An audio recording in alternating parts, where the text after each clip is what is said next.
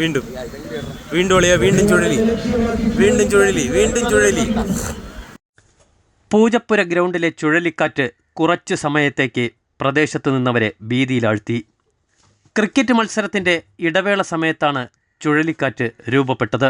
ഇന്നലെ ഉച്ചയോടെ പൂജപ്പുര ഗ്രൗണ്ടിൽ ക്രിക്കറ്റ് മത്സരത്തിൻ്റെ ഇടവേള സമയത്താണ് ചുഴലിക്കാറ്റ് രൂപപ്പെട്ടത്.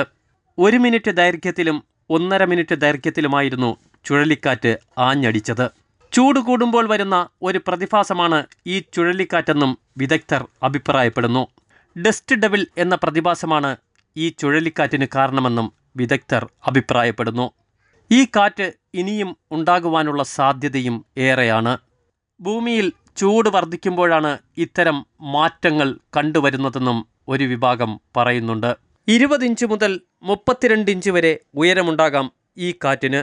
കാലാവസ്ഥയിലുണ്ടാകുന്ന വ്യതിയാനമാണ് ചുഴലിക്കാറ്റുണ്ടാകുന്നതിനുള്ള പ്രധാന കാരണം. പൊടിക്കാറ്റിനോടും ചുഴലിക്കാറ്റിനോടും ഡസ്റ്റ് ഡെവിളിന് ഏറെ സാമ്യമുള്ളതാണിത്. ചെറു ചുഴലികളായതിനാൽ അപകട സാധ്യത കുറവാണെങ്കിലും ഇതിനിടയിൽ പെടാതിരിക്കാൻ ശ്രദ്ധിക്കണമെന്നും വിദഗ്ധർ അഭിപ്രായപ്പെടുന്നു. വരും ദിവസങ്ങളിൽ ചൂട് കൂടുവാനുള്ള സാധ്യത കൂടുതലായതിനാൽ ഇനിയും ഇത്തരം ചുഴലിക്കാറ്റുകൾ സജീവമാകുമെന്നും ഈ രംഗത്തെ വിദഗ്ധർ പറയുന്നു.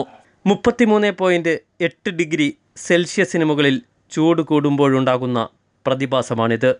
2 വർഷം മുമ്പ് ഇതേ തരത്തിൽ ചാലക്കുടി പ്രദേശത്തും ചുഴലിക്കാറ്റ് രൂപപ്പെട്ടിരുന്നു. ചൂട് കൂടുമ്പോൾ ആളൊഴിഞ്ഞ പ്രദേശങ്ങളിൽ ഇത്തരം ചുഴലിക്കാറ്റിനുള്ള സാധ്യതയും ഏറെയാണ്.